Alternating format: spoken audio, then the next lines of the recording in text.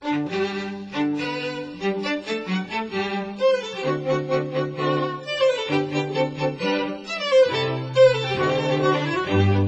of the GDR's chief ideologues said, "Why would you change your wallpaper just because your neighbour did?" alluding to the fact that Poland and Hungary had agreed to have free elections and ultimately democracy. That was Hester Vesey talking about the fall of the Berlin Wall. With thousands and thousands of people cheering in the streets outside and singing and boozing and lighting bonfires, he formally received the leaders of the political nation and declared that he was back. And that was Ronald Hutton on the public reaction to the return of Charles II. You're listening to the History Extra podcast from BBC History Magazine. We're the UK's best-selling history magazine, available from all good newsagents or via subscription. Check out our latest subscription deals at historyextra.com/subscribe. The magazine is also now available on many digital devices, including the iPad, iPhone, Kindle, Kindle Fire, Google Play, Kobo and Zinio. Look out for us in your App Store or newsstand, or find out more at historyextra.com/digital. Hello and welcome to our first podcast of November 2014. I'm Rob Attar, the editor of BBC History Magazine. 25 years ago this month, the Berlin Wall came down, ending 28 years of enforced separation between East and West Berliners, and beginning a process that would lead to the reunification of Germany the following year. But what was it like to live through these momentous times? One historian who's been trying to answer that question is Hester Vesey of the University of Cambridge. Her new book, Born in the GDR, relates the experiences of 8 East Germans as they adapted to the changes taking place around them. I had a chance to speak to Hester about her research a little while back, and I began by asking her how she had selected these 8 people to study. Well, I just wrote to all the big institutions in Germany that I could think of where they might be able to help put me in touch with eyewitnesses, because Germany's obviously got a very interesting 20th century.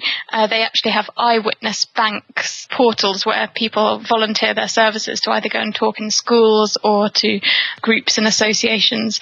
And so initially I went to this eyewitness bank in Berlin, and you can look at it online, and I chose some people. I wanted people who'd been born after the wall had been put up in August 1961. And so I read through all the profiles and wrote to all the people and interviewed about 35 people. And then the aim was to choose 8 contrasting stories to illuminate how one event was experienced universally, but how that experience was felt differently in each life. So roughly when about does the story in your book begin? Well, I suppose it's when people who were born after 1961 first became sort of conscious, I suppose around 8 or 9, where they have sort of memories of life in the GDR. I wanted to talk to people about what it was like to swap communism for capitalism. You know, what was it like to live through that process? And obviously that was massively informed by what life had been like before. If it had been awful, you know, if you'd been one of the, I think, just over 200,000 people who'd been held political prisoner in the GDR, obviously it would have been much more of a relief to go to a sort of capitalist democratic setup. But for people who'd liked life in the GDR, or for whom it felt perfectly normal, for which that accounted for many people, obviously there were greater downsides to the change potentially as well. Could you give us an indication of what was life broadly like living in East Germany at this time, and how different was it from West Germany before the wall came down? Well, I think it's really difficult to encapsulate that. You know, what the experiences of East Germans can't be boiled down into one experience, and that was, in a way, the whole point of the book, is to show how life in East Germany could be so varied. So one person in the book, for example, was in prison for trying to escape and spent 3 months in Hohenschönhausen, the Stasi prison in East Berlin. And for him, his life has been, in a way, totally ruined by the experience because of the psychological trauma caused. He says whenever he goes into a bank or has to deal with someone in a formal scenario, it just reminds him of being in the interrogation room in the prison where the Stasi officers were getting him to try and divulge information about friends and relatives that might be useful to them. But obviously, on the other hand, for people who have more fond memories of life in the GDR, I guess most of the people I interviewed weren't old enough to have work in the GDR, but they remember how their parents often lost their jobs as a result of privatization that happened after reunification, because in East Germany, 97% of people worked for state enterprises, and that was reduced dramatically afterwards. And Helmut Kohl had promised East Germans that if they voted for reunification, that they'd get Western living standards within 5 years. But actually what they got in 3 years was unemployment up by 15%. And interestingly, each year the German government puts together a report on the state of unification. And last year in November, when the report came out, it said that East German unemployment remains almost double the unemployment rate in West Germany. So there are quite long lingering sort of consequences of this reunification, or in fact the division. Prior to the wall coming down and reunification, did the people you speak to, did they have any idea that this was on the cards? It's difficult to say. I'd say that people didn't know that the wall was going to come down, but they definitely knew that something was afoot. You know, you had Gorbachev, the reformer, had come to power in Russia, and then in Hungary and Poland, dissidents had risen up and forced the communist leaders in those countries to the negotiation table. And this put great pressure on East Germany and Erich Honecker, who was seen as an unrepentant dinosaur who was unwilling to change. I think it was Kurt Hager, who was one of the GDR's sort of chief ideologues, said, "Why would you change your wallpaper just because your neighbour did?" alluding to the fact that Poland and Hungary had agreed to have free elections and ultimately democracy. So I guess in East Germany, people were buoyed and given hope by the fact that Gorbachev was open to change and that there'd been change in Poland and Hungary. And so people knew that something was afoot, and certainly in the September and the October there were demonstrations in places like Leipzig and Berlin. And so there was definitely a sense that something was on the cards, but I think for the majority of people they were hoping for reform within the GDR rather than expecting reunification and the end of the wall. They were hoping for kind of better conditions. I think they called it socialism with a human face. So just, I guess, a better practice of socialism than they'd been experiencing. Well, that's really interesting, because you might tend to think, sort of here in the West, that everybody in East Germany would have loved to live in West Germany, but you're saying actually they didn't really want the complete end of the GDR, they just wanted internal reform. Is that right?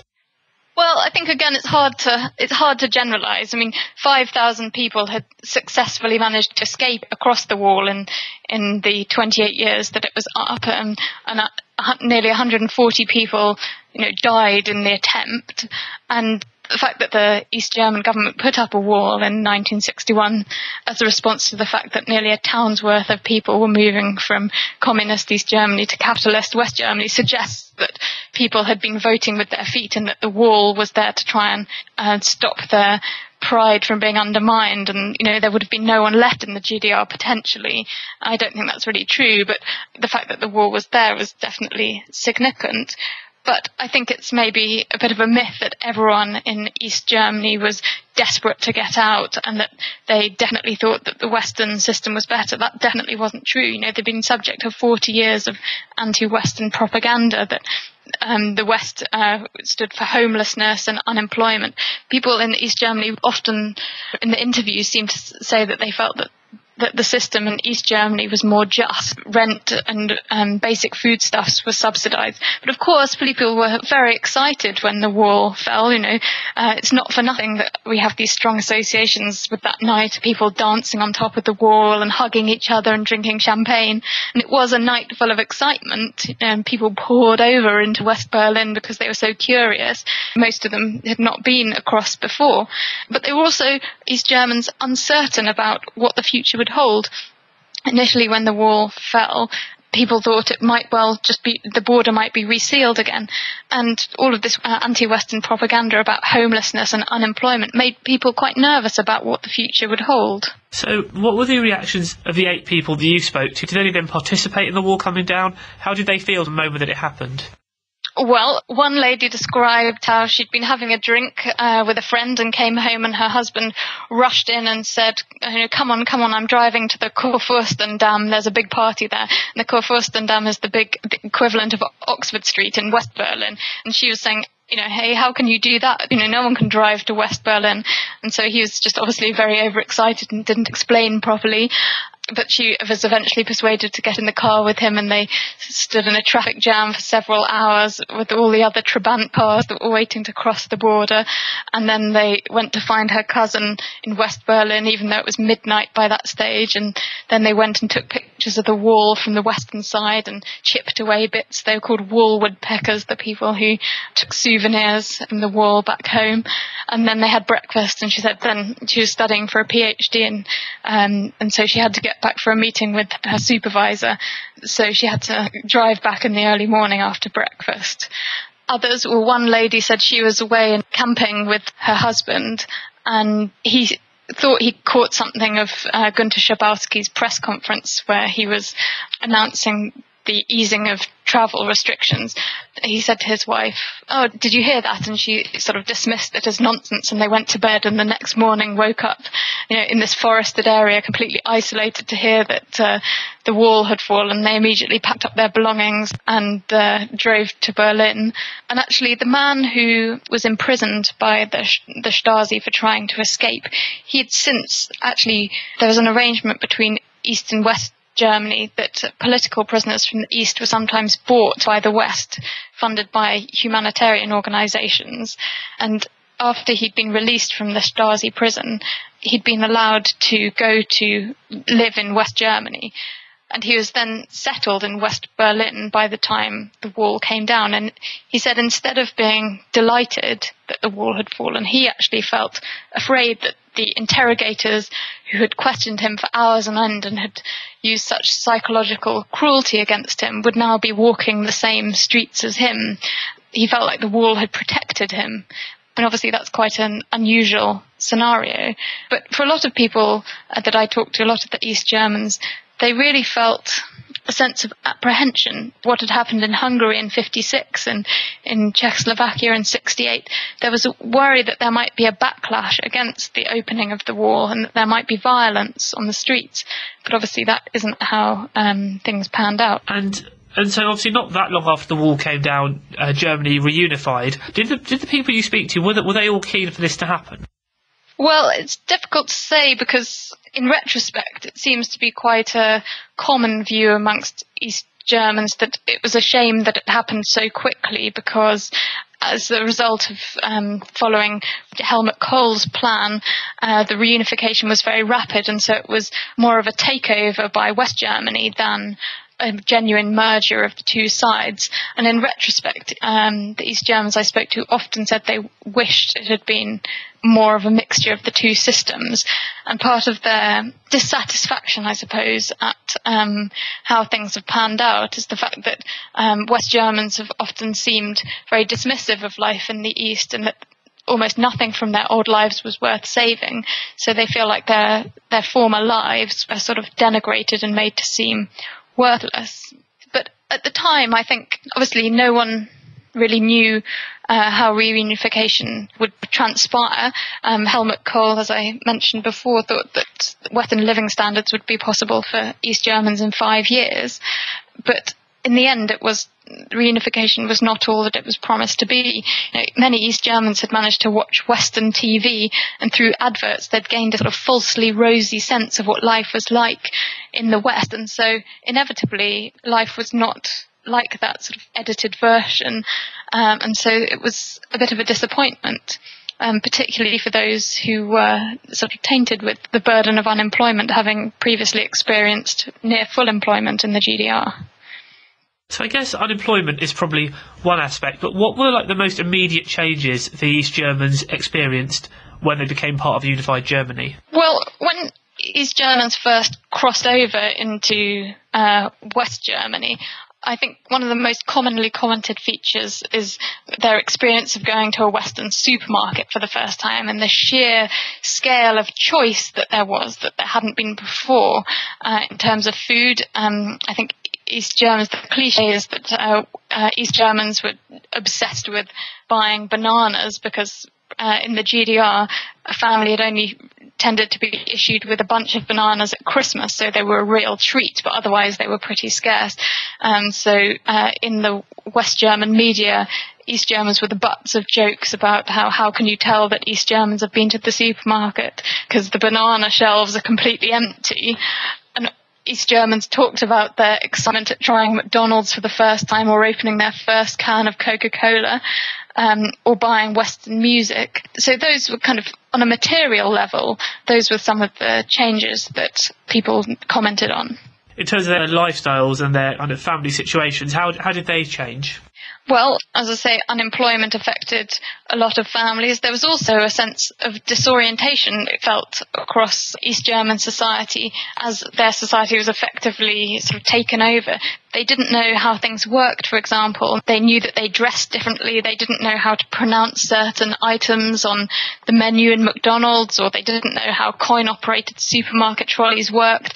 And so they knew that they appeared different, and given that the West seemed to imply that nothing from the GDR was worth saving, many tried to sort of hide their origins and blend in, attempting to wear a more Western style of clothing, or even getting friends in the West to register their cars so that they could have a Western number plate. So I think the initial period of transition was very much marked by, I guess, uncertainty and unfamiliarity and disorientation.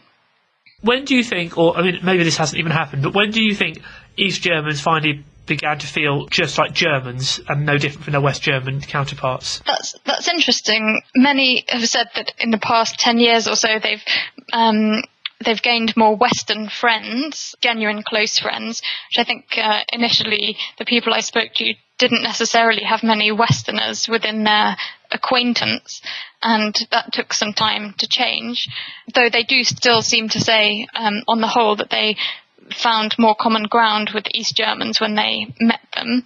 And they also said that they were glad to have had the experience of both communism and capitalism, especially in the wake of the financial crisis. They felt like they had maybe a more informed perspective because they'd sampled both. So I think being East German remains very much part of the heritage of the people that I've spoke to, but I don't think it sort of defines their existence for most of them, although obviously for those who were persecuted and have continued sort of psychological trauma as a result, that's a bit of a different case.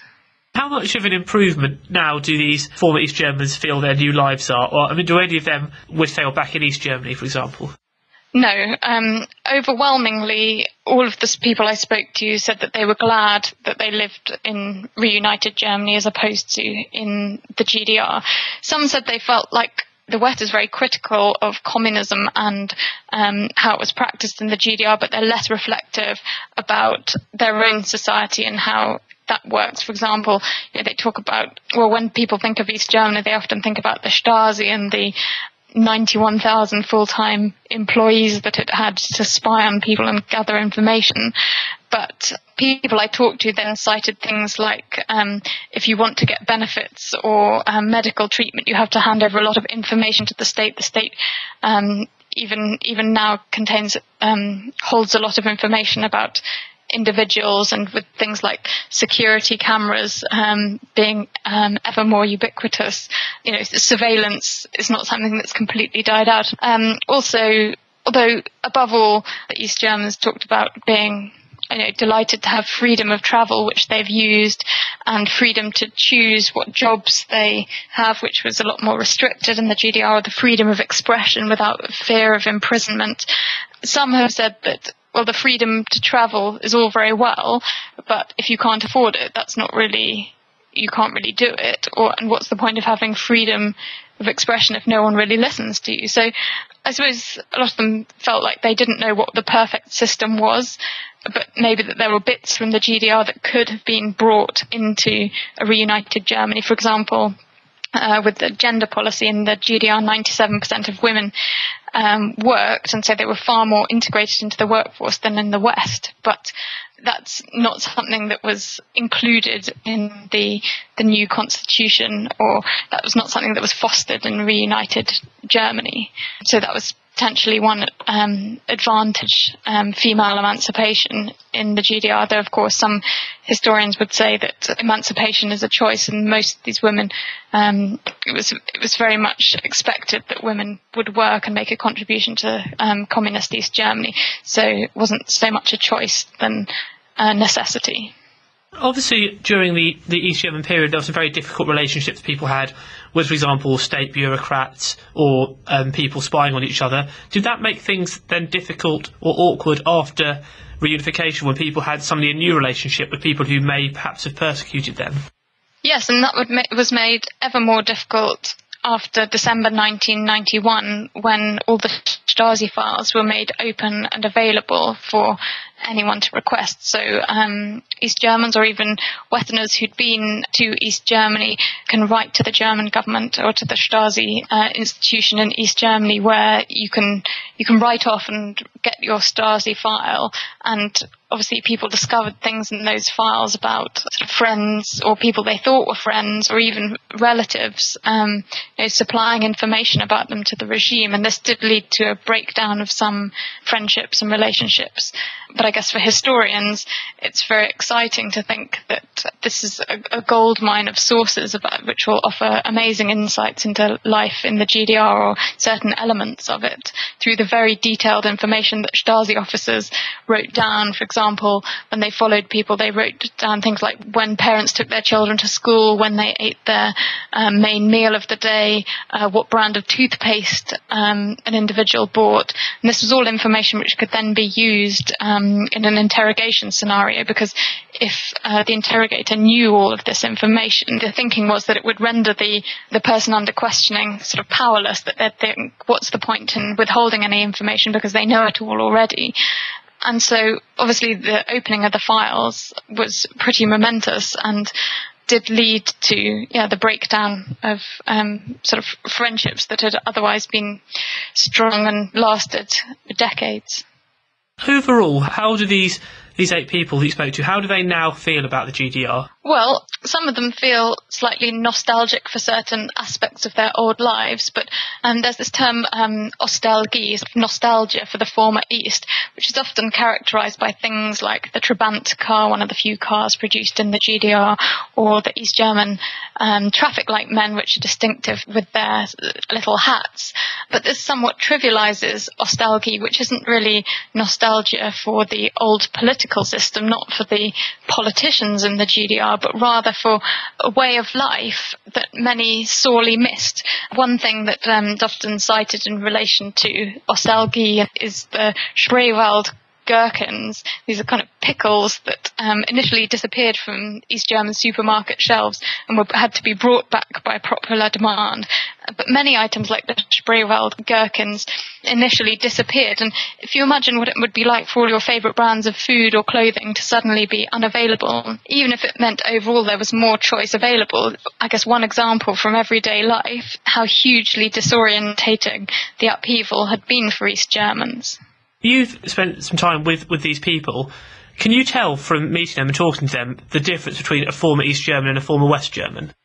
No, I suppose when I did my very first interview, I was expecting that I might be able to tell the difference, even as an outsider. But the lady I met was incredibly sort of well-dressed and wore clothes that were, I guess, Western in style. But, this was probably a a very sort of superficial thing to have expected to see as a difference. When you think it's been almost 25 years now since the fall of the wall, it would probably be more surprising if there was a difference. And also, it's worth noting that the case of East Germany is quite different from other countries in Eastern Europe, because the other countries who took up democracy had to start everything from scratch, their new parliaments, their new systems, whereas with East Germany being sort of folded into West Germany, there was a working system there already, a rich country that was able to absorb East Germany. So East Germany was the sort of jewel in the crown of the Soviet satellite states, and that really affected what happened for East Germans in comparison to other Eastern Europeans with their transition. That was Hester Vesey. Born in the GDR, living in the shadow of the wall, is out now in the UK, published by Oxford University Press. In the US, it is due to be released early in 2015 by the same publisher. And now it's time for the latest history news with our website editor, Emma McFarnon. The UK government is to repay part of the nation's First World War debt 100 years since the outbreak of the conflict. The Treasury said it would pay off £218 million from a 4% consolidated loan next February as part of a redemption of bonds. The 4% consols were issued in 1927 by Winston Churchill, then Chancellor, to refinance national war bonds originating from the First World War. According to The Guardian, the government's Debt Management Office estimates that the nation has paid £1.26 billion in interest on these bonds since 1927. This is the first time in more than 60 years that a Chancellor has redeemed an undated gilt of this sort.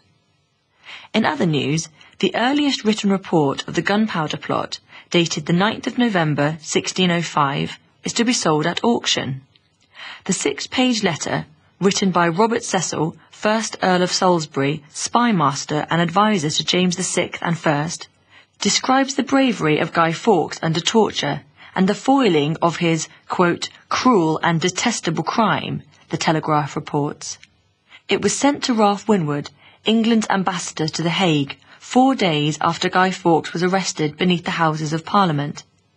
The letter is expected to fetch between £40,000 and £60,000 at auction on the 9th of December. Meanwhile, the family of a First World War captain who boosted morale through his cartoons of life in the trenches is calling for the government to publicly acknowledge his effort.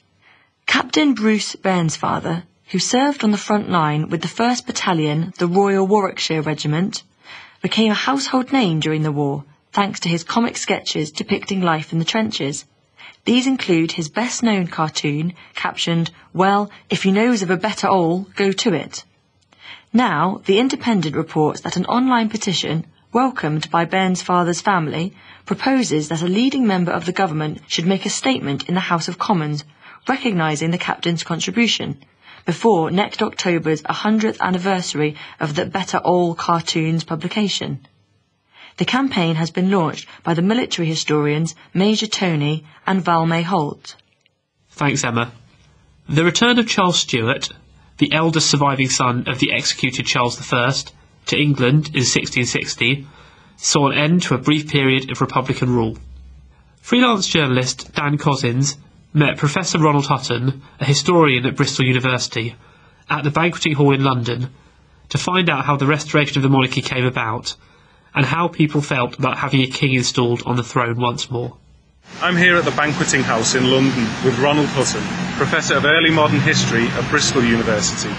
We're here to talk about the Restoration, when in 1660 monarchy was restored in England, Scotland and Ireland under the returning Charles II after a decade of Republican government. So Ronald, can you tell me why we've come to Banqueting House? What was this place used for during the period, and what's its relevance, most importantly, in the story of the Restoration? Banqueting House is the last remaining bit of the old royal palace of Whitehall, which was the main residence of English monarchs all the way from Henry VIII up to William of Orange. And it was the main house, which was the ceremonial centre of the palace, so all the state audiences, the big functions used to happen here. It's the stage, the public arena of royalty. Okay, so if we can take the story back to the end of the English Civil War, the Royalists lost, of course, but since we're standing outside Banqueting House, can you tell us what became of Charles I? Can you describe the scenes here? Well, where we're standing right now, which is just outside the present main entrance to the Banqueting House, is what would have been right underneath the scaffold on which Charles I was beheaded on the 30th of January 1649, the only British monarch ever to suffer this fate. He was a conviction politician, which meant he didn't know when he was beaten. And so after the Civil War occurred, he surrendered and kept on trying to divide his enemies. He'd never agreed to any of their peace terms, whereas a more sensible, a more worldly person would have signed on the dotted line. And eventually they just got tired of him and decided to kill him, and he died here. Right, and presumably it was a grey and damp day like it was today. No, it's nothing like today. It was freezing cold with occasional drifts of sleet. So absolutely bitter. That's why Charles wore 2 shirts underneath his top clothes in order to avoid shivering with cold, and so giving the impression of being afraid. Right. And can you describe the scenes here? Presumably there was a huge crowd awaiting. Big scaffolding. The little king, he was about 5 foot tall, on the scaffold. Beside him, the Bishop of London, who's actually no longer a bishop, but is here as a kind of private chaplain to the king, and soldiers all round the scaffold to prevent an escape attempt being made and keep back the crowd if it got hostile. And a vast crowd out in the street of Whitehall itself looking on when the king's head fell, and it fell at one blow, so he was a pretty efficient executioner. There was this enormous groan rang down the street. Some people rushed forward to dip their handkerchiefs in the royal blood as souvenirs, as they knew rightly that there'd be very expensive objects in a few years. Okay, so we've come back inside the Banqueting House to the main hall, and we're sat underneath a rather splendid roof. Ronald, can you try and describe to me what the room looks like, please? It's an enormous hall with white plastered pillars at both ends of it and down the sides, and tall plain windows between each, with an upper gallery running round with another set of windows. But what really attracts everybody is the painted ceiling, produced by Rubens, the great Flemish artist in the late 1620s, showing Charles I's father, James I, being taken up to heaven, and surrounded by Greek and Roman deities symbolizing the triumph of order over chaos and peace over war. I see. So to what extent was this fresco up here designed to glorify the monarchy? And if so, I mean, I guess it's kind of ironic that Charles I had to walk under it and out to his death. The point of the paintings is to illustrate the classic doctrine, the divine right of kings, that they have a special relationship with God. And so to have to walk diagonally across the hall, right underneath this portrait of the invincibility and triumph of monarchy, must have been pretty bitter to Charles I. But I guess if you've lost 3 kingdoms and are about to have your head cut off, the presence of paintings doesn't make an enormous amount of difference. Absolutely. Okay, so as a little aside then, under Cromwell, I mean, do you have any idea of what this place was used for under Cromwell? Oliver Cromwell used the Banqueting House for the same reasons as the monarchs before had used it and those after were going to use it, for big state occasions. The biggest of all was when he formally refused the offer of the crown of the now united Republic of the British Isles to become the first king of it, and the first King Cromwell. As he refused it, our nation was turned into a different course. I see, okay. So now, I mean, if we can fast forward a few years, when and why did the Commonwealth begin to unravel? The Commonwealth was always sitting on a time bomb, and the time bomb was financial and it was ideological. Financial, that in order to hold down the conquered British Isles and the conquered royalists in England, the government needed a huge army. It tried going for the feel-good factor by reducing the army and therefore reducing taxes, but in the end it reduced the army below the point at which the taxes could support it, and so the result was a slow slide into arrears, with too many soldiers now chasing too small a government treasury, and getting rather upset. The ideological problem is not just an unhappy army, it's that the Civil War had shattered the Church of England into a number of different competing Protestant creeds, and the hope of Cromwell's government had been that by allowing them all to exist alongside each other, they'd settle their differences, make up and rebuild a church between them. Instead, what toleration had done was encourage the appearance of people who didn't want a church at all, like the Quakers and the Baptists who wanted to worship in their own private gathered churches, and the tension between those who wanted a Church of England and the new radical minority who wanted it to go all together was growing. So we seem to be heading for a new civil war. I see. And how about the death of Oliver Cromwell? I mean, what sort of a situation did that leave her? To what extent was the whole thing doomed to failure once he died? Cromwell probably died feeling a failure. He had run out of political options. He couldn't work with the Parliament any longer. Nobody around him had any really convincing plan of how to get the government moving. There were no new people around drafting worthwhile constitutions. He was a broken man politically, mentally and physically. No wonder he died. So did his son, Richard, who I believe took over, have any chance of establishing a credible regime? And if not, why not? Richard had a pretty good chance of establishing a credible regime because initially he was wildly popular. He had not actually been involved in the events of the English Revolution. He hadn't held high command in the army until the last minute before he succeeded. And so he wasn't identified with most of the things that made his father's government unpopular. This was also his undoing, because he could see a way out of the problem, the only feasible one, and that was to throw overboard the radical reforms that the English army had wanted for a dozen years. Reformed parliaments, toleration of unorthodox religious beliefs, a far broader and more porous Church of England, and a reform of the law to make it faster and more just. Now, Cromwell couldn't get a single parliament to agree to reforms that radical. Richard's brainwave was simply to chuck the whole reform package overboard and go back to a much more conservative country in exchange for acceptance of the government by an elected parliament and a large vote of money that would keep the army happy. Okay, so can you tell me what happened then? Why did Richard fail in the end? Richard almost succeeded. He managed to get an elected parliament that recognised his government and the new constitution, and that's more than his father had ever been able to do. But the army became more and more upset. Richard was ready for this. He had had a list drawn up of the opinions of the regimental commanders in the army. It still exists. 1/3 were on his side.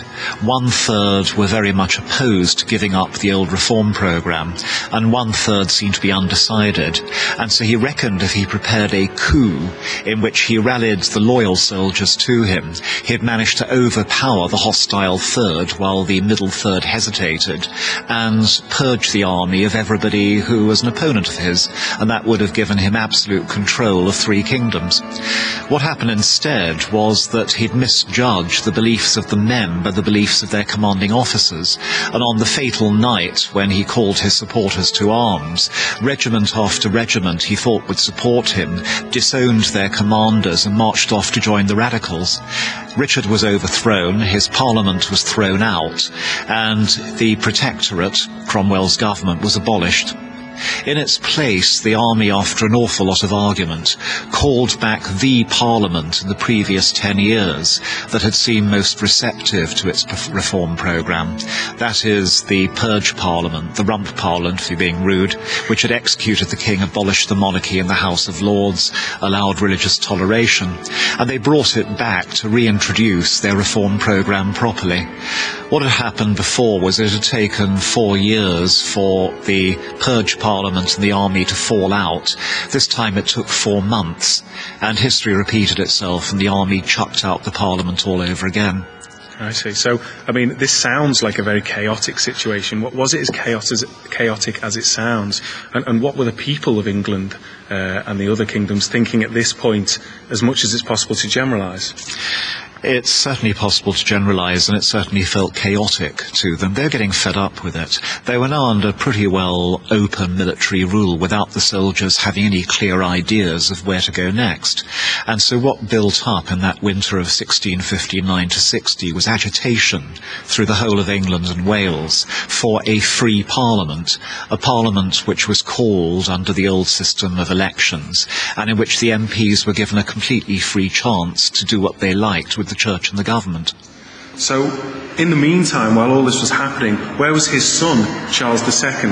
What happened to him at the end of the war, and what had he been up to in the intervening period? Charles II had been in exile in Europe for pretty well the whole time since 1649 when his father was beheaded. He got to Scotland for a bit and led a Scottish army into England, but it was totally destroyed at the Battle of Worcester, leaving Charles to hide in an oak tree and various other places, and managed to get away in the end to France. He then lived in France, Germany, Belgium and Spain for the whole time since then, constantly scheming to get back and not actually doing it. So, moving back to England then, to what extent was there a clamour for the return of the monarchy and of Charles II at this point, and if so, from who? There was definitely a clamour for a proper, freely elected parliament that wasn't told what to do by an army. And whatever that parliament decided, the majority of people in England and Wales were happy to accept. Probably a lot of them hoped that the old-style church, House of Lords and monarchy would come back, but it was the parliament's role to decide. I see. And, I mean, as I understand it, it took General George Monk, commander of the army in Scotland, to put an end to all this uncertainty. So can you tell me a bit about Monk? Who was he, and why was he so influential, and where did his loyalties lie in the summer of 1659? George Monk was pretty near a professional soldier. He's from a minor gentry family in Devon, so he's got to make cash. The only way to make cash is by going into an army for a small gent in those days. And he does pretty well. He changes sides in the English Civil War, and he ends up one of Oliver Cromwell's best infantry commanders. He's in charge of Scotland for most of the 1650s, and he's there when Richard Cromwell is turned out and the English army seizes power. What he does then is change sides once more. He informs the English army and the Purge Parliament that he's all on their side. What breaks him is the English army throwing out the Purge Parliament in the autumn of 1659, because he becomes convinced, rightly or wrongly, that the army is now going to abolish the Church of England, and he is absolutely devoted to it. So he mobilises his army in Scotland against the English one. The army in Scotland is extremely well paid, and at this moment the financial time bomb goes off in England. The supply of money to the English army fails, and the army starts to fall to pieces. It calls back the Purge Parliament for one last time, which then itself purges the army of all its radicals, thereby getting rid of their old oppressors, but also breaking the power of the army as a revolutionary force. George Monk is invited by the Parliament down into England to guard it, and on arriving in London sees a desperately discontented, overtaxed, restless country, and so decides to agree to what the people want and call a free Parliament. Monk was in touch with the exiled king before the Parliament met, just in case it decides to vote back the monarchy. But if the Parliament hadn't wanted the monarchy to come back, then George would certainly not raise a finger to help Charles II. I see. So he wasn't the one man making the decisions as such. He was being guided by what he felt the people in the Parliament wanted. What George Monk did basically was tell the English and Welsh to make up their own minds, and he abided by their decision. So then, at what point did both houses decide or proclaim that Charles II was going to be the king? At the beginning of May 1660, the newly met Convention Parliament decided to settle the government. It received a letter from the exiled king in which he basically said it was up to them to settle the country as they wished, and this was music to their ears. And so on the 8th of May, they formally proclaimed that the government of England was by the old-fashioned House of Lords, the old-fashioned House of Commons, and the king, and they invited back Charles. Okay, so Charles makes his way back from exile in Europe. Can you describe the day that Charles II made his return to reclaim the throne? He makes his entry into London at the end of May, which becomes ever after Restoration Day, Oak Apple Day in old-fashioned parlance, because the king hiding in an oak tree when he escaped. And he comes here to the banqueting hall of the old Palace of Whitehall in the evening, and with thousands and thousands of people cheering in the streets outside and singing and boozing and lighting bonfires, he formally received the leaders of the political nation and declared that he was back. So why then was he so feted by the public? Why were they so delighted to see him? The public was tired of years of political insecurity, crushing over taxation and military rule, and they imagined that whatever the king stood for, he was bound to be better than that. So he appeared then to represent some sort of stability. He represents the thing that most of the English seem throughout history have wanted most, a better yesterday. Okay. So what then sort of a situation did Charles II face when he came back?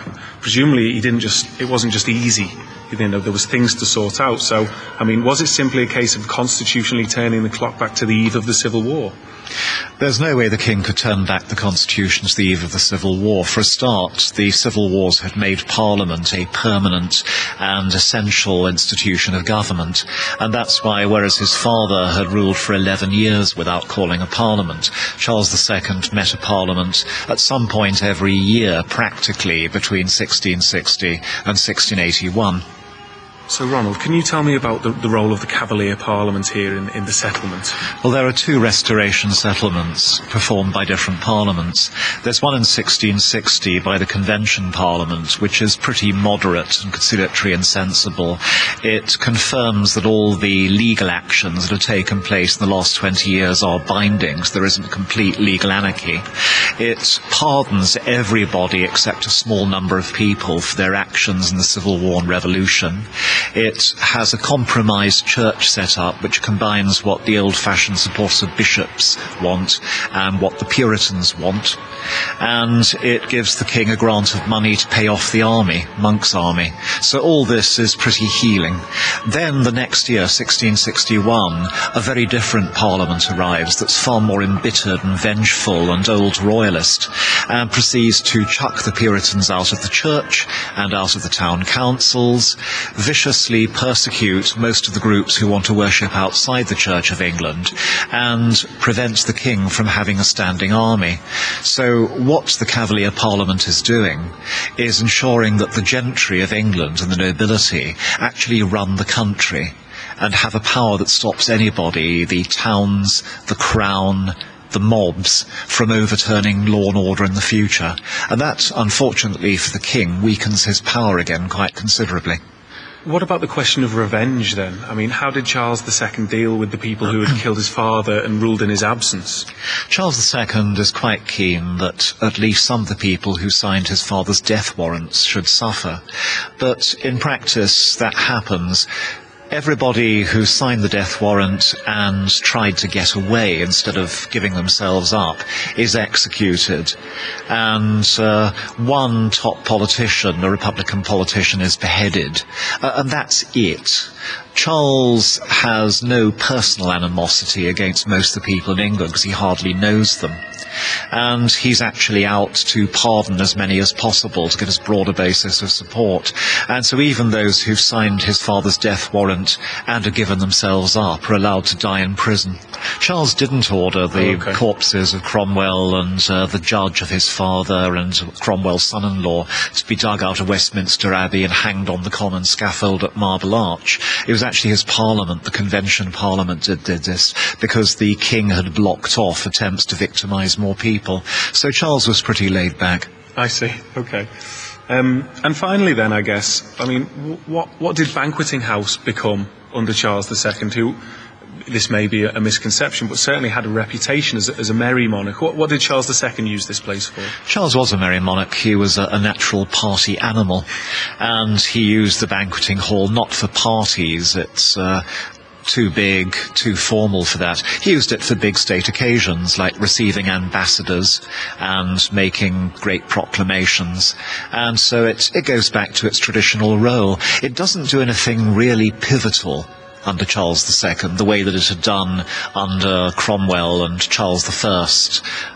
The last great occasion which this hall saw was actually the acceptance of the crown by William and Mary, the joint monarchs, William of Orange and Mary II, that's Charles's niece, at the Revolution of 1688. But under Charles, it had a happy kind of snooze. It woke up every couple of years for a big reception, and it was a happy, secure, and rather chilled out sort of place. That was Dan Cozzens in the company of Professor Ronald Hutton, author of The Restoration, A Political and Religious History of England and Wales, 1658 to 1667. You can read an article by Dan and Ronald in the December issue of BBC History magazine, which is on sale now. Also in this month's magazine, we uncover the lost voices of Celtic Britain, we explore the changing nature of First World War remembrance, and we find out why the 1864 presidential election may have been Abraham Lincoln's greatest test.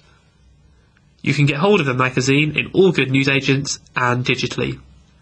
And now is a great time to take out a subscription.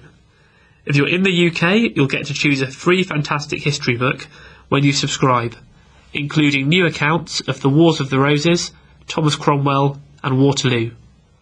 To take advantage of this deal, please visit historyextra.com/subscribe, and it will be available for a limited time only. And that is almost all for this week. Do join us next time when we'll be joined by Dominic Sambrook and Lucy Worsley to talk about the history of sci-fi and dancing, respectively. I'm sure you won't want to miss it. Thanks for listening to this History Extra podcast, which was produced by Jack Fletcher. Do let us know what you think about this episode by emailing podcast@historyextra.com, and we might read out your messages in future episodes.